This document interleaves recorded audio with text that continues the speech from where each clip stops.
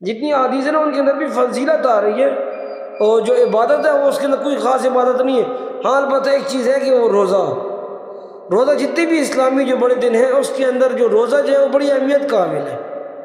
کہ اگر ہم اس میں روزہ رکھیں گے تو روزہ رکھنے کا یہ ہے کہ ہم یار روزہ رکھ رہے ہیں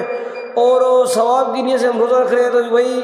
کافی جو ہے یہ کام کر رہے ہیں جی، روزہ رکھ رہے ہیں ثواب کی نیت سے، تو روزہ تو ویسے ہی رکھنا چاہیے ثواب کا۔ میں عام دنوں میں بھی آپ شب برات یا شب معراج یا لیلۃ القدر شب برات یا شب معراج کا ہونا ان کا ضروری نہیں ہے، آپ کبھی بھی روزہ رکھ سکتے، جس طرح حضور اکرم صلی اللہ علیہ وسلم وہ پیر کے دن روزہ رکھتے تھے، حضور اکرم صلی اللہ علیہ وسلم پیر کے دن روزہ رکھتے تھے۔ جمعے کو جو ہے نا وہ ہمارے لیے کیا کون سا دن سمجھا جاتا ہے؟ عید کا دن سمجھا جاتا ہے، جمعے کا جو دن ہے نا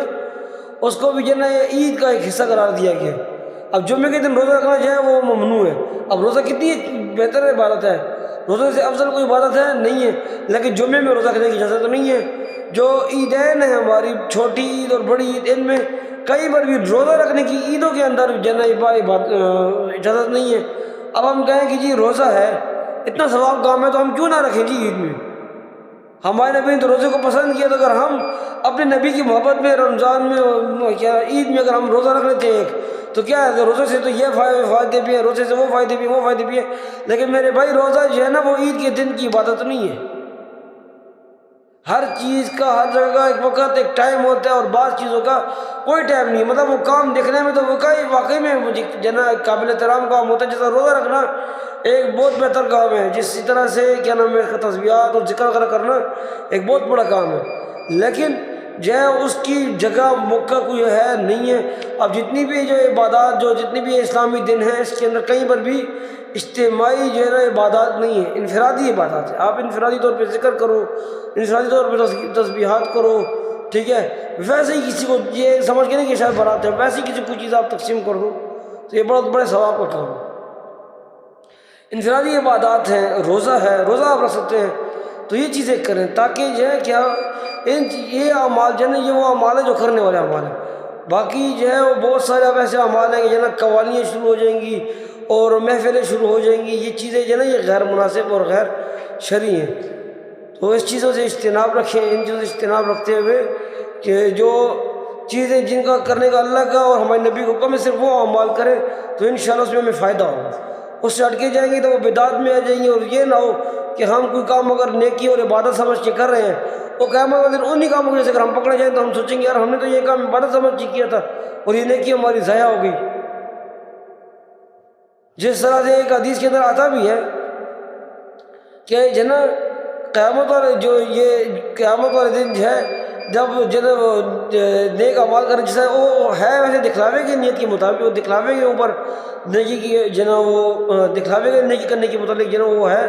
لیکن میں ویسے وہ بتانے کے لیے بتا رہا ہوں کہ قیامت والے دن وہ جو ہے نا جب اللہ تعالیٰ پوچھے گا کیا نام ہے اس کا کہ بھائی یہ جو ہے نا میں نے یہ اعمال بھی کیے، جن تم نے جو نیک یہ اعمال کیے ہیں کس کے لیے، تو کہے گا جی میں نے تو آپ کے لیے کیا ہوں، کیوں اس نے دکھلاوے کے لیے ہوں گے، تو اس کے وہ نیک اعمال ضائع ہو جائیں گے، تو وہ کہے گا یار یہ کیا ہو گیا میرے ساتھ کہ میں نے ایک نیک عمل بھی کیا اور مجھے فائدہ بھی کوئی نہیں ہوا۔ جیسے جو ہے نا لوگوں کے حقوق کے متعلق، انسانی حقوق کے متعلق حدیث آتی ہے، لیکن حضور اکرم صلی اللہ علیہ وسلم نے فرمایا تھا کہ جو ہے نا میری امت کو جو مفلس ترین انسان ہے وہ کون ہے؟ صحابہ کرام نے مختلف نام دیے، تو حضور اکرم صلی اللہ علیہ وسلم نے فرمایا کہ میرے مفلس امت کا جو مفلس ترین انسان ہے وہ شخص ہوگا کہ قیامت والے دن وہ پہاڑوں کے احد پہاڑ کے برابر نیک اعمال لے کر آئے گا، لیکن اس نے وہ کام اس نے کسی کو تکلیف دی ہوگی، دکھ دیا ہوگا، کسی کے حق مارے ہوں گے، کسی سے کوئی زیادتی کی ہوں گی، تو ان کو اس کی نیکیاں دے دی جائیں گی، گناہ اس کے اوپر ڈال دیے جائیں گے، تو اس کی نیکیاں بھی ضائع اور وہ کیا ہو جائے گا، جہنم میں ڈال دیا جائے گا۔ تو یہ ویسے میں حدیث خالی اس کانٹیکسٹ کے اندر نہیں ہے جو میں بات کر رہا ہوں، سے بتانے کا مقصد یہ ہے کہ اگر ہم ایک کام ایک نیک عمل کے لیے ثواب کی نیت سے ہم ایک کام کر رہے ہیں اور الٹا وہ بجائے ہمارے لیے وہ جنت ثواب کے ہمارے وہ بال جان بن جائے، کیا فائدہ؟ یا جس طرح ایک نماز کے متعلق حدیث ہے کہ جی کہ جو شخص جو ہے وہ اچھے سے وضو نہیں کرتا، وقت پہ مسجد میں بھی نہیں آتا اور صحیح سے نماز بھی نہیں پڑھتا، تو اس کی نماز قبول نہیں ہوتی، وہ الٹا اس کے لیے کیا وہ بال بن جاتی ہے کہ اس نے نماز سے ثواب کی نیت سے پڑھی، اللہ کا حکم پورا کرنے کی نیت سے پڑھی، لیکن اچھے سے نہیں پڑھی، تو وہ اس کے لیے کیا ہو گئی، وہ اس کو جو ہے نا الٹا اس کے اوپر جو ہے نا وہ بدوا نماز کو الٹا بدوا دے کر گئی ہے۔ اسی طرح یہ نہ ہو کہ ہم جو ہے نا اس دن میں شب بارات کے اندر ہم ایسے ایسے کام کریں جو کہ ہم عبادت سمجھ کے کریں اور وہ عبادت کے اندر نہ آتے ہوں، اور بجائے کہ ہمیں ثواب ملنے کے الٹا گناہ ملے، تو ہم وہ والی چیزیں ہم جو ہے عبادت سمجھ کے کریں گے۔ ہم جو ہے عبادت یہ کریں کہ ہم جو ہے جو شب برات اب ہے، جس دن رات کا جو ہے رات کو روزہ رکھیں، اور شب برات کا جو دن جو ہوگا اس میں ہم جو ہے اپنے انفرادی جو ہے تسبیحات کر لیں، ذکر اذکار کر لیں، ٹھیک ہے نا۔ تو روزہ رکھیں اور انفرادی عبادت کر کے ہم جو ہے یہ کام ہے، یہ ہم کر سکتے ہیں، یہ ہم کر لیں۔ اس سے ہٹ کے اور جتنی بھی کام وغیرہ ہیں، جتنی بھی چیزیں جن کو ہم عبادت کے لیے خاص کرتے ہیں، شب برات کے لیے خاص کرتے ہیں، ان کو ہم شب برات کے لیے خاص کرنا جو ہے نا وہ چھوڑ دیں،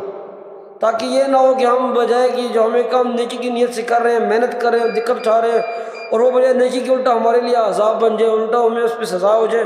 اللہ اس پہ ہم سے ناراض ہو جائے کہ تم نے بدعتی عمل کیوں کیا تھا، یہ تمہیں یہاں کہاں سے یہ کدھر سے ثابت تھا، کیا تمہارے نبی نے عمل کیا، اگر تمہارے صحابہ نے عمل کیا، کیا میں نے تمہیں کہا تھا یہ عمل کو، تم نے یہ عمل کیوں کیا، تو غیر مناسب عمل تھا۔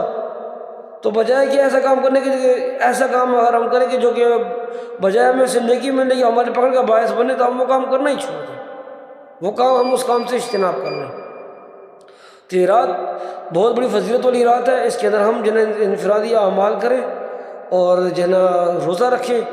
اور کیا نام ہے زیادہ زیادہ دعائیں کریں، استغفار کریں۔ یہ سب چیزیں عام دنوں میں بھی ضروری ہیں، لیکن اس دن میں اس رات میں اس کا ثواب جو ہے نا وہ بڑھ جائے گا، لیکن انفرادی طور پہ ہم نے یہ سارے کام کریں، انفرادی طور پہ تسبیحات کریں، ذکر اذکار کریں، استغفار کریں، اور اس کے علاوہ روزہ رکھیں، اور روزہ عبادت میں بھی جو ہم اللہ سے دعا مانگیں گے اللہ تعالیٰ الحمدللہ وہ ہماری دعا قبول کرتا ہے۔ افطاری کا جو ٹائم ہوتا ہے اس میں بھی جو دعا مانگتے ہیں وہ اللہ تعالیٰ قبول کر دیتا ہے۔